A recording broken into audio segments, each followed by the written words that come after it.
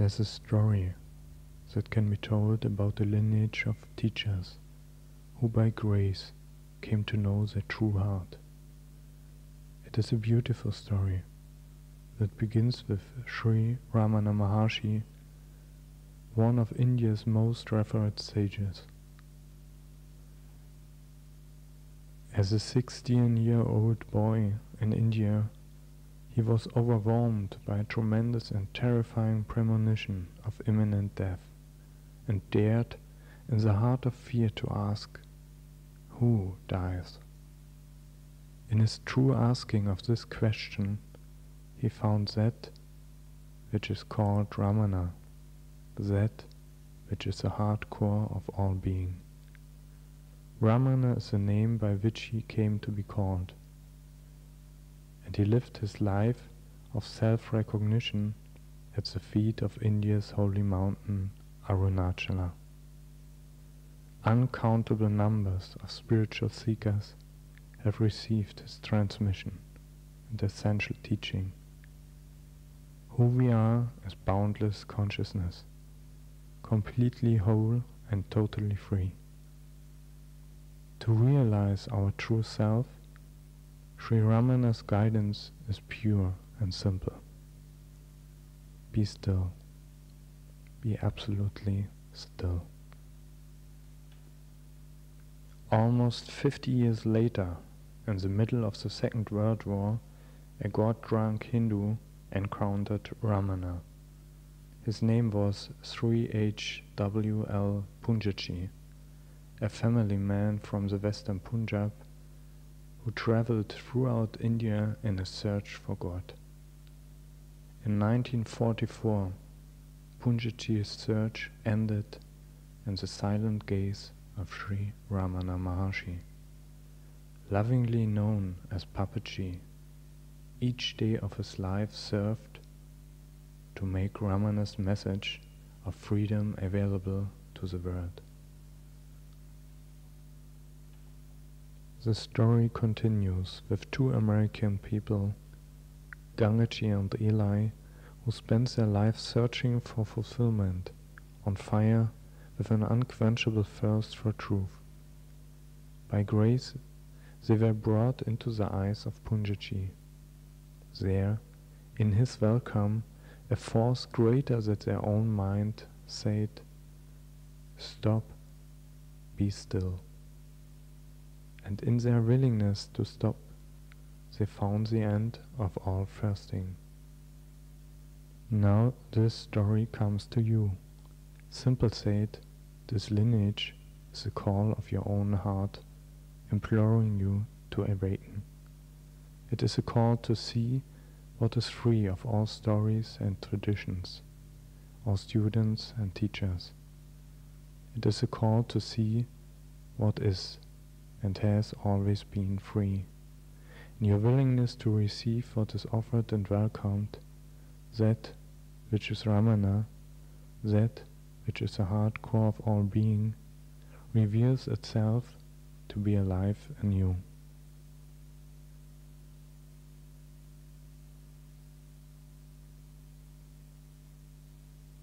I'm assuming that everyone here knows something about Gangaji or Eli. Is that right? Is there anyone here who doesn't have a clue?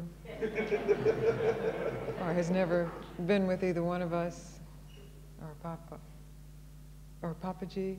You've never seen a video? Or well, basically, let me just sum it up. Papaji is Punja, HWL Punjaji, and his teacher was Ramana. And the essential teaching is that who you already are is self itself. And self in that meaning is truth, emptiness, God, the vastness of being, the totality of being. And that all that's required for your recognition of the truth of yourself is to be still, to be quiet, for one instant to be quiet, so that the truth of who you are shines unimpeded, radiantly. That's about it, wouldn't you say? That's what I say over and over and over.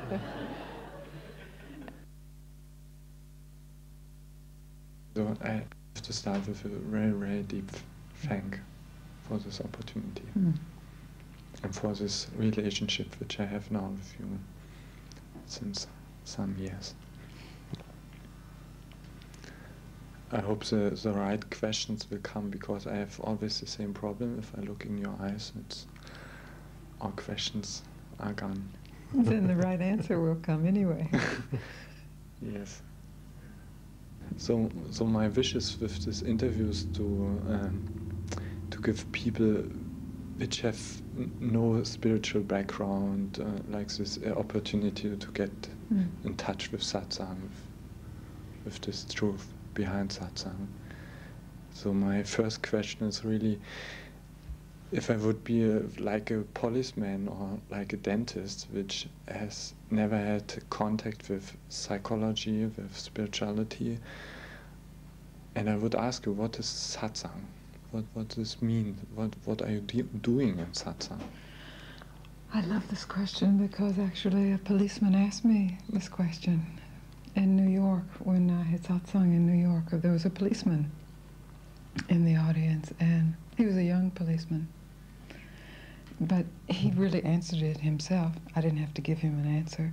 And the answer was he was really desperately searching in the midst of New York City, in the midst of crime, and his role in that, which sometimes seemed brutal, searching for some peace, some tenderness, something that would make sense of all of the suffering of life. We were walking down the street here in town, and someone came up to us last night and said, "You're new in town here, and what is it exactly that you do?" And he was exactly this, somebody just walking up off the street who had no idea, just knew we saw we're here, and what is it that you do? And so where do you begin? I said, it's really about happiness. It's really discovering the possibility for true happiness. And then he said, well, you know, I was just in a situation where I was going on a shamanic walk. And as I was walking in, they said the last person in had to be helicoptered out for a heart attack. And he said, and that scared me. And as I started walking in, I became more and more scared. I became so panicked. I had to turn around and run. I couldn't continue. And as I was running, I asked myself, what is it I'm running from? And I had to see that I was actually running from a terror of death. And I said, that's it. That's what we're dealing with here. Everyone is running from a terror of death. Running from it and ignoring it, making believe it's not there, by staying occupied with everything else, so you don't have to face the basic terror of death. And in that, there's no time to live life, because you're so running so fast to keep away from death, to keep yourself occupied and to keep yourself involved in the other things, to avoid even knowing that it's there. You don't have time to live. And so when you're willing to face death and die, then there's a possibility of true living. You discover true happiness when you stop running from whatever is chasing you. When he heard this answer, he said, so you teach people to not be afraid of death?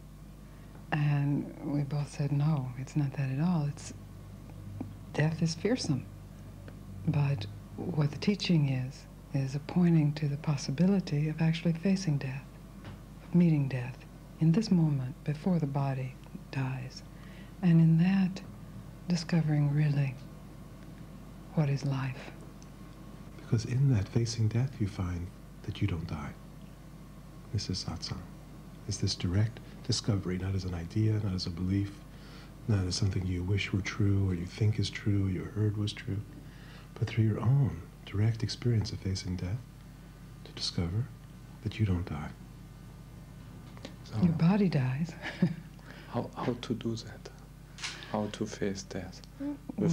I mean, I guess you don't mean suicide. Definitely don't mean suicide. That's also another way of running from the fear of death. Living. Fear of living. Which is the same as the fear of living. Yes. So how to do that, first of all, is to recognize how you avoid that. Well, even before that, is to recognize that so much time in a day is spent in strategizing how to get some pleasure and how to get away from some pain, but not too much pleasure, because too much pleasure might annihilate you too.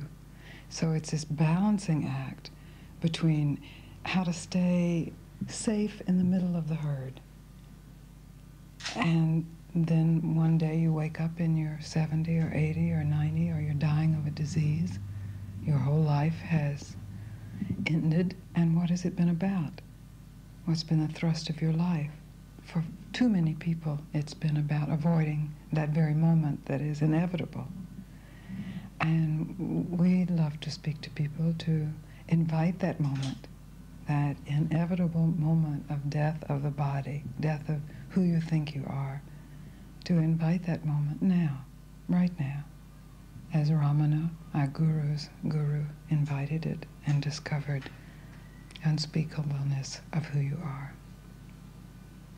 And this invitation is just a willingness. And in the willingness, you don't have to do anything. You don't have to set up some idea of, okay, now I'm going to test to see if I'm going to face death. In the willingness, in the invitation, whatever is needed arises. It comes. So when I spoke with this policeman in New York, of course, he deals with death every day, and it's right on his shoulder, the possibility of his death or the possibility that he may be an instrument in someone else's death. And he could directly relate to how he has to steel himself against that, how he has to either sort of get on top of it in a blustering kind of way, or go into a level of numbness, denial, or a kind of love of it, invited in the sense of being very dangerous with his life and with others' lives. But this is not that. It has not to do with any kind of physical placement. It really has to do with being still for a moment. And all of our mind activity is an avoidance of that moment of being still. Because in stillness, we have no idea of who we are, or what death is, or what life is. And we have defined ourselves by our ideas of who we are. And in that moment of stillness, if there's no definition, then there is no who I am as I have thought myself to be. And that's a death. And that death is the revelation of what cannot die. That's what the invitation of Satsang is. What is your role in this play? To show up. To reflect back, to confirm. My role is to be true, to be responsible to the truth, to tell the truth, and to recognize that whatever role is playing is just a role. It's not who I am. That's the key. Because if you're willing to play whatever role appears, it's useful. If you believe it's who you are, you suffer. If you're not willing to play what shows up, you suffer. So whatever shows up, that's the role you play. And we all play many roles, many roles. They're usually the ones that we say, this is who I am, and these are just the roles I play. But they're all roles. Yeah. So usually it starts with I'm a man, or I'm a woman.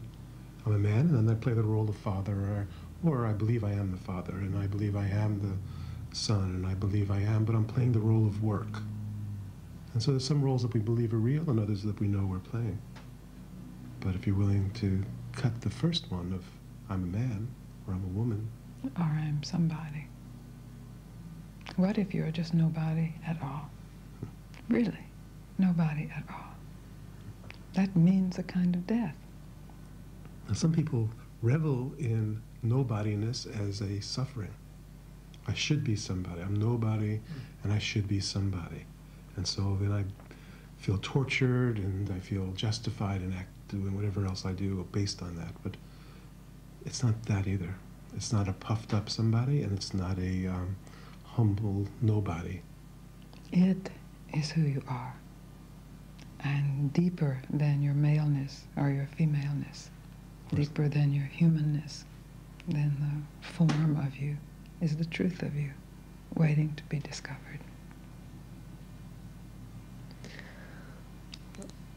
How have you found this truth in your special personal life? Well, our guru is Sri H.W.L. Punja. We call him Papaji. And we had independently and together searched for happiness in many different ways. But with Papaji, we called off the search. We, in his presence, through the power of his grace, individually and collectively, we were able to be still, to discover the truth directly, consciously. So I've heard that people speak about as enlightened teachers. Would you see you this way? I don't see myself that way or any way, really. Any way is then seeing yourself as a role. So what means enlightenment? It's a great word. Many different things to everybody. Many different things to everybody. What it points to Is light. And what that light Illuminates. and where it comes from. So in Germany now we have a lot of satsangs, and we have suddenly a lot of satsang teachers. What do you think? Who's able to give satsang? Well, it's not for me to say. Mm. You know, satsang is alive in everyone's heart. If that heart has been awakened to the true presence of itself and the non-exclusion of anything from itself, then it must speak. It must speak. And often what appears to be the authority speaking is not, and what appears to be the lowly person speaking is not. There's a mystery to it, but it plays itself out as it plays itself out. I don't believe anyone has the authority to say you should speak and you should not speak. Who can say that? People have asked me, can they speak? And if they ask me directly and I feel that they are not finished to enough degree with their investigation, that it's inappropriate, I would say no. It's not my opinion you should speak, but to everyone who has recognized themselves, I say, yes, please speak. Speak to me. I love to hear it. So what is this point of to be finished? So I know you now, Eli, I know you more than 2 years, I know you more than 1 year, and I can say I've gone to many deaths in this time. And truly in my deaths I can say I know. Without knowing, I know. But nevertheless, there's another level where this constantly fight is going on. This body-mind machine is running. So I couldn't say that this fight is really finished. So what's the point? What's the point? Yes, that's a real question for me. Yes. But what is finished? What is finished, would you say? When you look at your life before you met Eli and you look at it now. This belief in that this fight or this personality is real. That's excellent. Right, exactly. That finishes. So then what's the point of fight?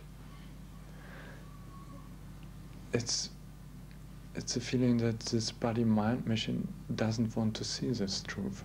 So but what do you see regardless of what the body-mind is going I see through? that's finished. Well, there. That's what finishing is. So there's a... What is the body-mind to see anything? Like, what is the body-mind? So you expect the body-mind to wake up? Yes, Right. there's a kind of wish that this body-mind so they are can find really peace. There are yogis and there are people who have developed great powers where the body-mind is peaceful. There are people who spend long hours in meditation or in chanting where there's a peace that comes over the body-mind. And that's beautiful and wonderful.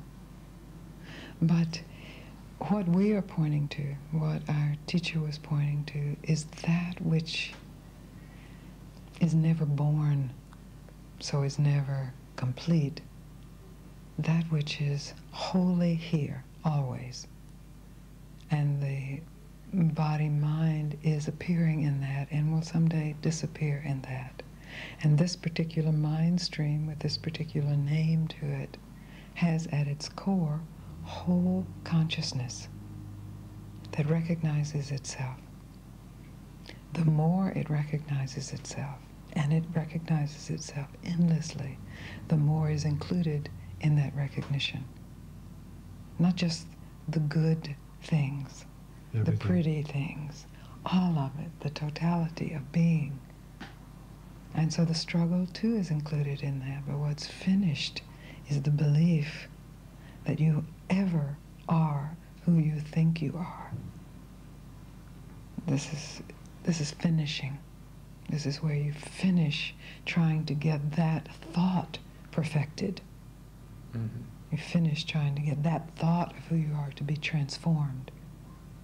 You recognize that's a thought. And as a thought, it's nothing and can do nothing, can achieve nothing except circular motion. Is that clear? It's very clear, and still there's kind of question. Is there something what I can do more? Yes, there is. So what? Be more quiet. Be more still. Surrender more deeply.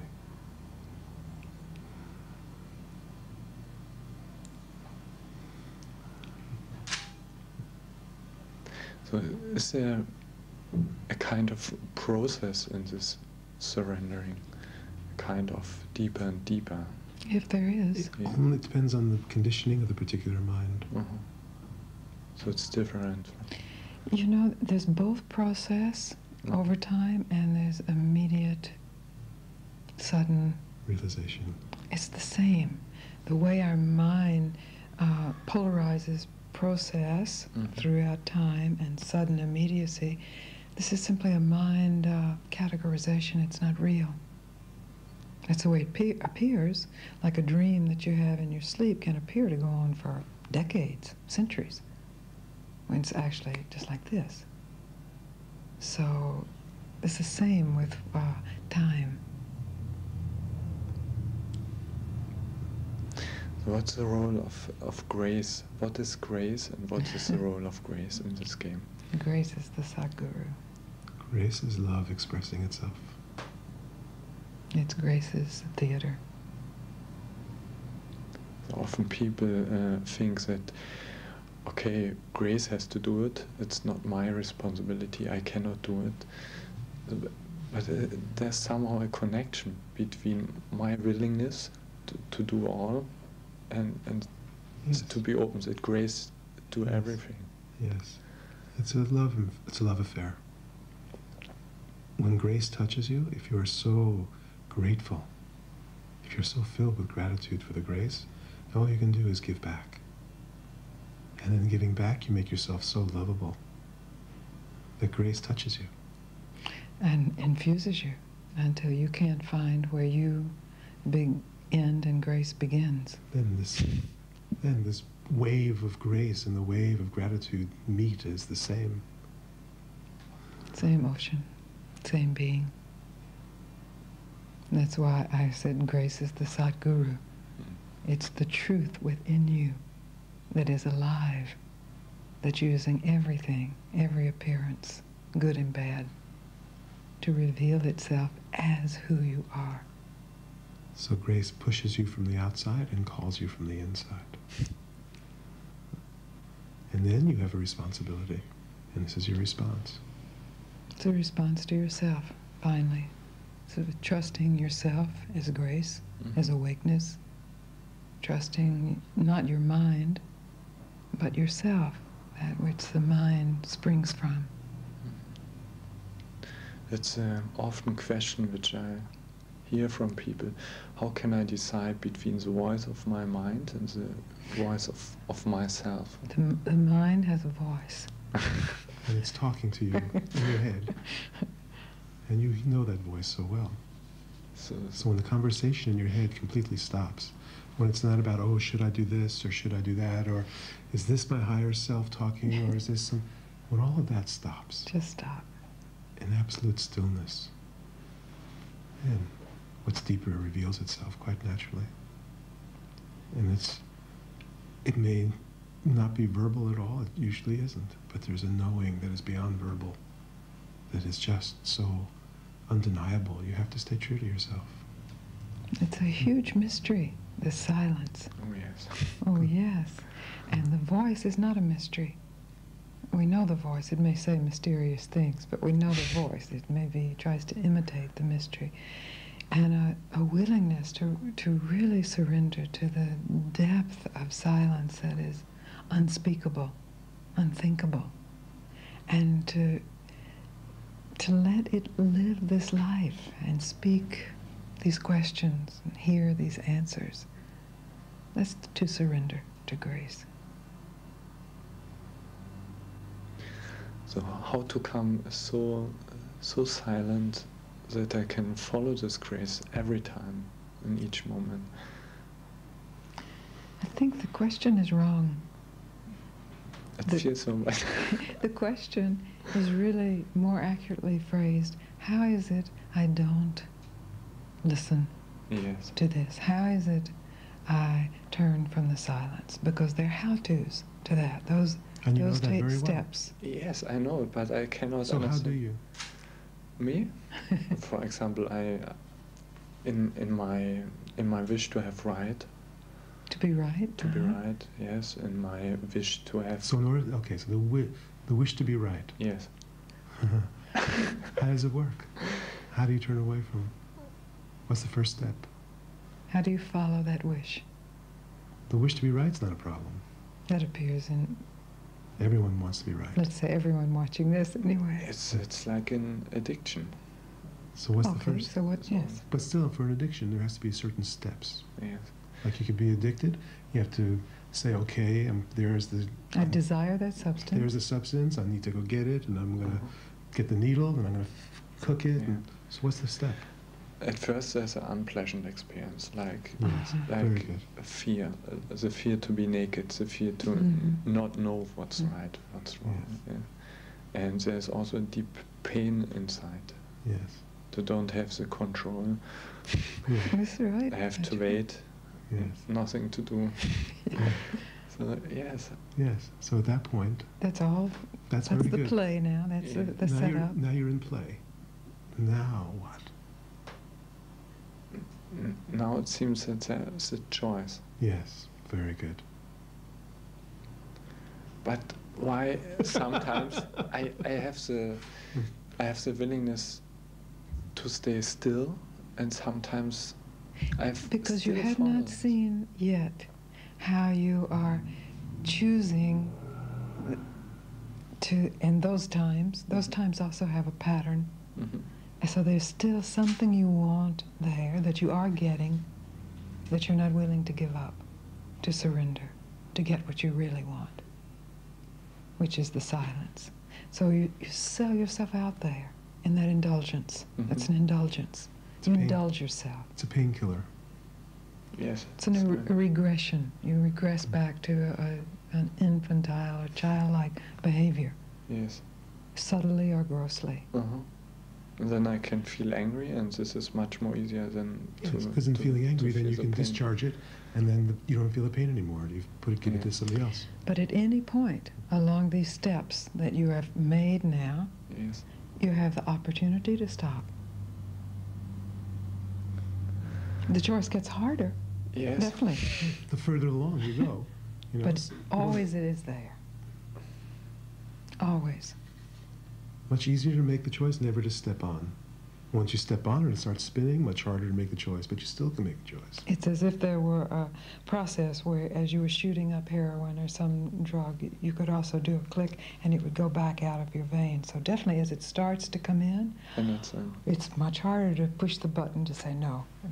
That's But right. so yes, so when you see the needle, when you see the force Mhm. that's arising to indulge this protective behavior, it seems like a very quick choice. When you actually see it, you will see when you look at it very closely, it's not so quick. It's a long process. As you said, at first you said, well, just, I want to be right. But then you look at it and you see all the steps involved. And you see all the points along the way where you can stop. But this doesn't mean that every time some emotion arises, you must follow these steps and do this. This is just a way of recognizing or disengaging the way the identification has been grooved in the mind. Just a disengagement so that there's an opportunity to see directly what is at peace, regardless of this mind body's actions, what is whole and complete and needs to know nothing for its completeness, and to recognize that you are that wholeness. Because, we speak to many people about this, and often what happens is like, oh, well, then I should never feel anger. It's not about that. It's not that. It's not about the end of personality. And it's not about the perfection of personality. Personality inherently is imperfect. And every body has a personality. Every emotion arises. It's part of the human experience. It's not about getting rid of anything. It's not about not having emotions. It's not about not having negative emotions. Everything's included. We play with these emotions and personality much as if you would play with gardening.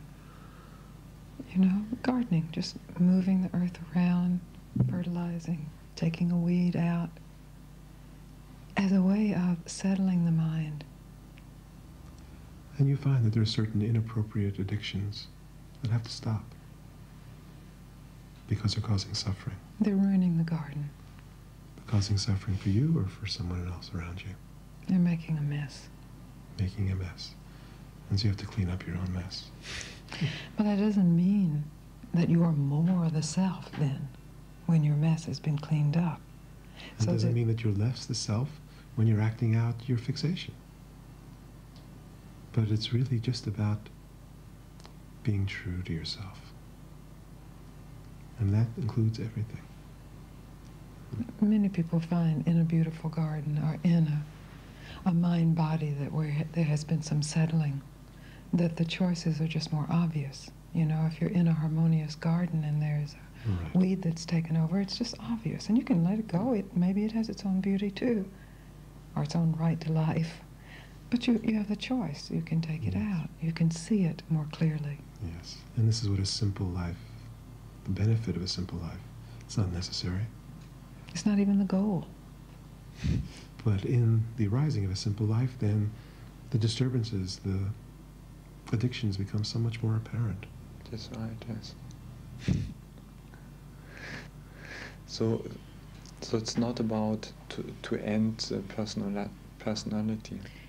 It's about to end the idea or the thought of who you think you are.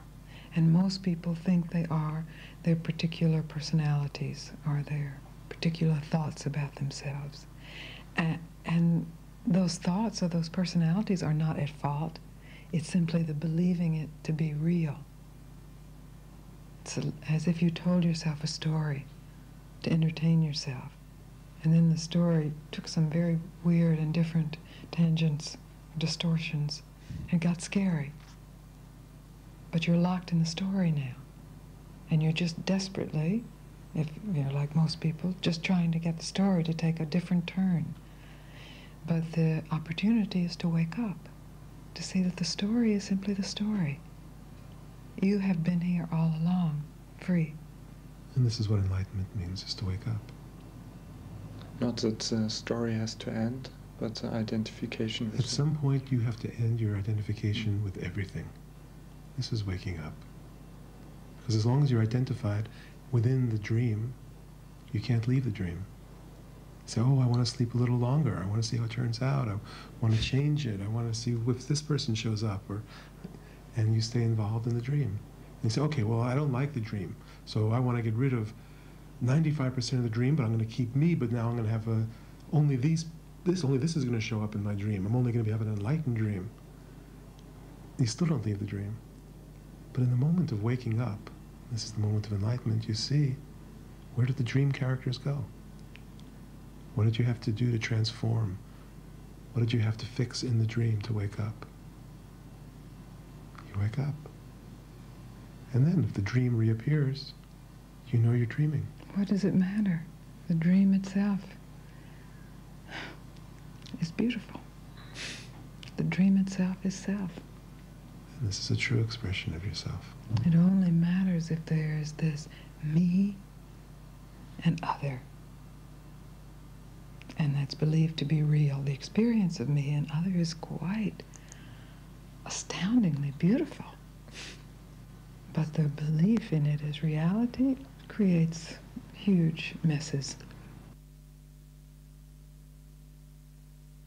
Since I've met you, I often experience states of not knowing, nothing to tell, nothing to speak. But still, I have a job as a group leader, so, and often I had the feeling I have to cancel my job. I have to find a new, like a gardener, where I don't have to speak. So, what kind of advice you can? You mean garden with plants rather than people? Yeah, like this, because then I don't have to speak through my mouth. Yes. I had the same idea after coming back from India. I thought, well, I'll just be a gardener. And we grew a huge garden of greens, organic greens, and ended up giving them to the homeless people. But you are a gardener. You are a gardener, and you've got your job. Do it well. And the only way you can do it well is if you give up thinking you're doing it. Yes. If you give up thinking you have deserved the fruits of it. And even give up thinking you have to speak. You just show up. You be there. And something is either spoken or not, but it's fresh and alive. But if you're there and you think you have to speak and you're doing it, then I'm in trouble. Everybody's in trouble. More and more. Absolutely. And it's dead, you know. You don't. It's a burden then. It's really a burden. Yeah. Yes. Because then I have the responsibility and then you have to. There's effort and yes, there's you have a the lie. responsibility right there. Yes. You know. That's the problem. Yes. The responsibility is not your responsibility. Yeah. It's this capacity to respond without knowing how or why or what will be said. This capacity is there, and it's the same as grace. So you let grace lead your groups as it does. Then you get to participate in the group. That's really my Yes. feeling. There's no teacher anymore. No, Yes, really that's right. Yes. like, wow, what's Wow. happening here? Yes. Then it's really fun. And you're still in the Really role of alive. the teacher, but there is no teacher. So there's no necessity to give up any job. Don't change anything, is what Papaji said. Don't touch it, don't change it. And then if it is necessary for the job to be finished, it's apparent. It changes. It's obvious. You don't have a choice, should I or shouldn't I? It's just finished. It's just so obvious. You may have some discussion, I shouldn't or I should, but it's so obvious, it's so clear. So if there are any doubts, it's better to change nothing than to wait. Just until- wait, be still. If any Be doubts, still. experience the terror the doubt is generated from, and don't move. Then you'll see. Then you have to see. Seeing is natural. Doubt is just a smokescreen to run away from fear into the mind's idea of doing something. So doubt has nothing to tell. Nothing. It's a hard thing for people which are trained to doubt. to listen to Well, doubt. doubt, of course, like everything else, has its place. Mhm. But the recurrent doubt, the self-doubt, Mhm. the doubt of the The doubt of what I should endlessness, this doubt is just the same arrogance of mind reasserting itself. And the possibility is to recognize that as a recurrent nightmare and to stop indulging it and to actually face what is feared will have to be faced if this discussion stops. Because doubt's a discussion between two aspects of the mind. Just stop the discussion and be with the experience. be with the terror that's generating the whole thing. If there's no terror, there's no doubt. And if there is doubt, there must be terror. Must be. And if you're going to doubt, then doubt the doubter. Doubt the doubt. Who is doubting?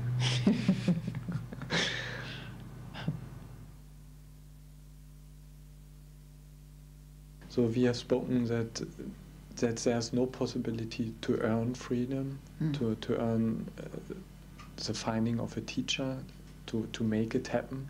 So my question is really, is there any active element in this human being?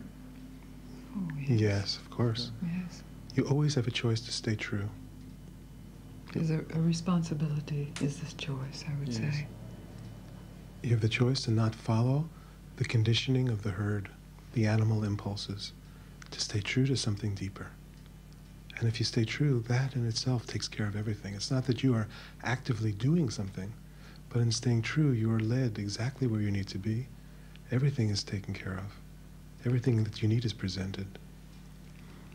Often there arises this kind of spiritual dichotomy of action versus inaction, or choice versus choicelessness, or grace versus merit.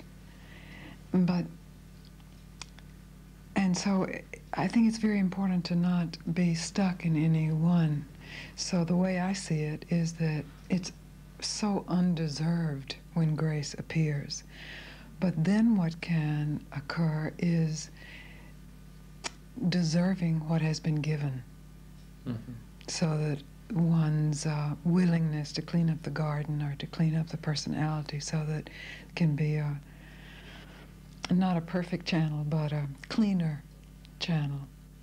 So I remember there was a time once when we were involved politically, and we went to a march in San Francisco, and there was somebody in the picket line who was really dressed very much like a hippie, like a dirty kind of hippie, and people were not responding well to him, and so we were part of a group sort of leading the thing. And I remember we said to him, why don't you clean up a little bit? It would help people hear your message. But he was much more interested in his personal statement than he was in really being effective. And so there can be a willingness to see that your personal statement, whether it be stylistically or culturally, is nothing. And just to be true to the truth, then you can see where your personal statement or your personal life is in the way of that truth being shared. And there's the point of choice again, not as a burden or as a superego, or you should look like this. Who even knew how he should look? Maybe it was perfect. But just as the active role that the mind then has in this Leela, in this play. In other words, when love meets love, there has to be a response. And so when you're touched by grace, if your response is to turn away, to look into the next, what's next? Well, now what do I do? Now I have this. Now what do I want? Now what should I do? Then in this you're betraying love. To some degree or another. And in this you're turning away from love. But if you respond by loving love, by being so grateful, by giving your life back, then this is another deeper attraction for love to find you irresistible. So the grace embraces you more deeply. So what kind of advice you can give to people which are searching for their teacher, their final teacher? The advice I give to everybody, regardless of what they think they're doing, searching for their final teacher or being true to what has been given, is to tell the truth. To tell the truth. And if you tell the truth in the purest sense, there was a point where I was searching for my teacher before I met him, where I prayed for help. The truth was, I didn't know where I was going, I didn't know who I would meet, but I knew I had to meet somebody, and I prayed for help. I said, please, help me. I can't do it. And in that, the prayer is answered. Yes, and that's telling the truth. So for many people, telling the truth is perhaps just simply expressing how one feels about the situation. So that's a relative truth or a personal truth. And that's the first level. Just being willing to tell the truth, whether it's to yourself or to another. And then that reveals a deeper space for more truth-telling until you finally tell the absolute truth about who you are. So people start out saying, I'm telling you my truth. And it's my version of the story about what's wrong with you and how you should change. And even that, it can be useful. If I'm holding it in and not speaking it, then it can be useful to speak it. But then the tendency is to defend it, and we can fight about whose version of the story is real, and you never get deeper than that. But if you're willing to just take full responsibility for everything, this is telling the truth. Then the truth, nobody else is doing it to you. Then you can go deeper in to find out what's under that. And this is a way of busting your own story, rather than blaming someone else and expecting them to fix it. If only they would change, then I could be happy. That's usually what's called my truth. My truth is, it's your fault that I'm unhappy. And if you change, I will be happy. And so you say that because you've never said it, and then you find, not true. It's really not true. Seemed true, relatively true. As long as it wasn't expressed, as long as I didn't really face it, I thought it was true. But then you see, oh, not true at all. Deeper truth under that. And it's always deepening. No one's ever reported an end to truth. No end. No end. Then you can't say, this is the truth, period. So even Papaji couldn't say? Papaji always said, go beyond where I've gone. There's something I haven't been able to describe. You do it. Beautiful. Someone asked him once about vigilance, which is truth-telling. Vigilance. And he said, until your last breath. So there seem some traps on this way. And what we can do to check ourselves. Tell the truth. Tell the truth and realize that you have no limb to stand on. Non-abidance in the mind anywhere. This is what Papaji said. Which means you have no position to defend. If you find yourself defending a position, that's not it. It's a trap. That's a trap, yes. This is really the end of a 10-year cycle for us. Gangaji Satsang started here 10 years ago. And this is really a coming round.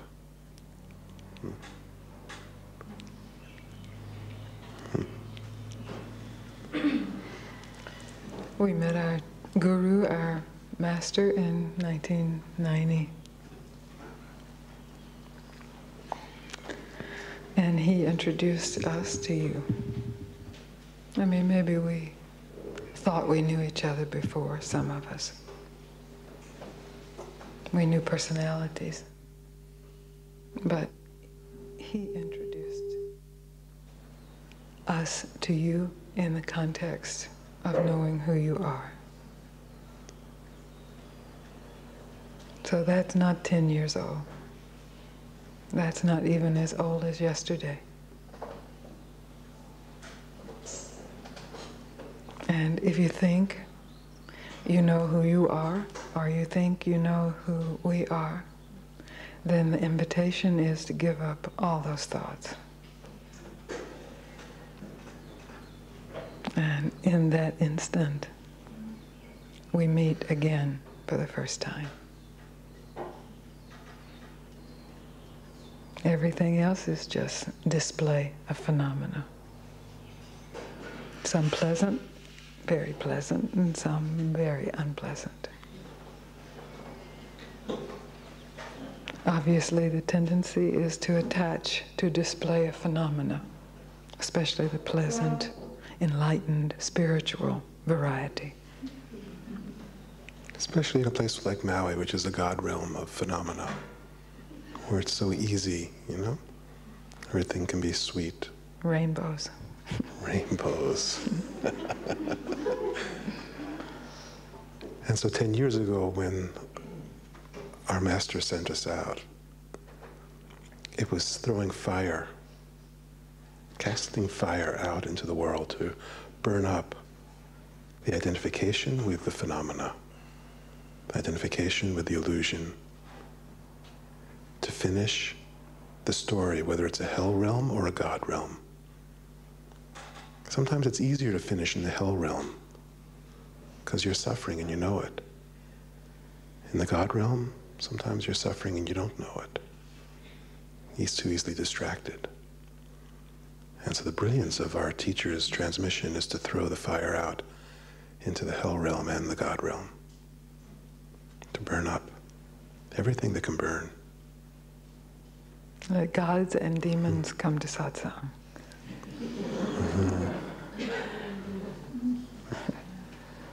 So, how is it possible? This is a question which I hear a lot from people. How is it possible to come to this point of no return, of this point of willingness to give all up to find the truth? Well, how did you get there? I don't know. I have no idea. So I can only say, if I have met you, it was there.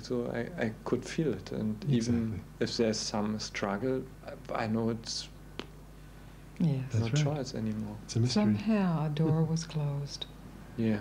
An exit was closed. And you knew there's no escape. So what to answer to people which are coming with this? I don't know is a good answer.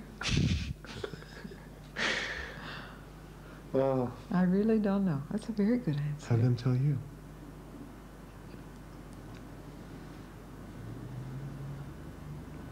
so how to help people to come to this point, to find out what is it, what I really want? That's very useful. That's where you can be of great help. You ask the question. You point them in that question.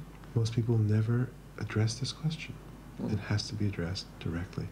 Until you are clear on what you want, you don't know what, nothing can work.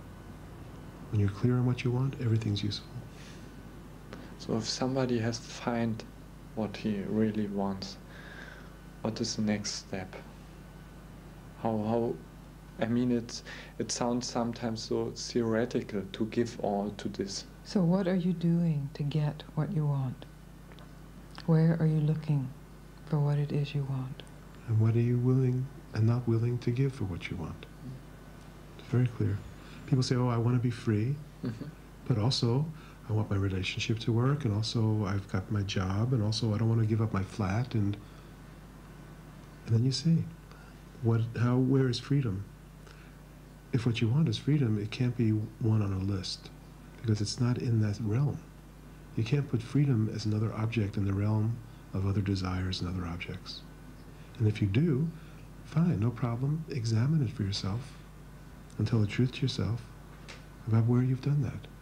And then you expose it, and then you have a choice again.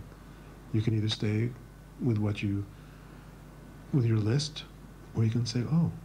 What I really want is freedom. Then it's a very lucky choice. And then go, oh, but does that mean I have to give up? Well, maybe it does. What if it does? People always say, well, does that mean I have to give up sex? Does that mean I have to give up my money? Does that mean I have to give up my job? Does that mean I have to give up my family, my children? What if it does? What are you not willing? And then you see what it is you really want. And you find that you never have to give up love. True love is who you are. You can't give it up.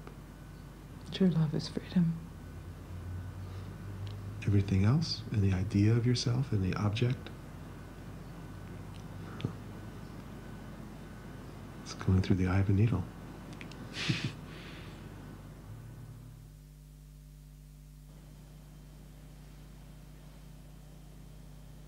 You see yourself everywhere and love yourself everywhere. No defense, no movement, nothing needed, nothing to grab and nothing to push away.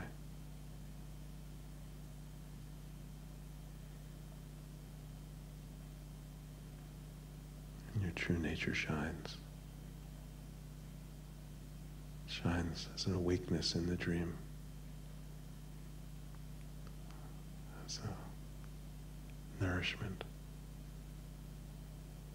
for everything alive.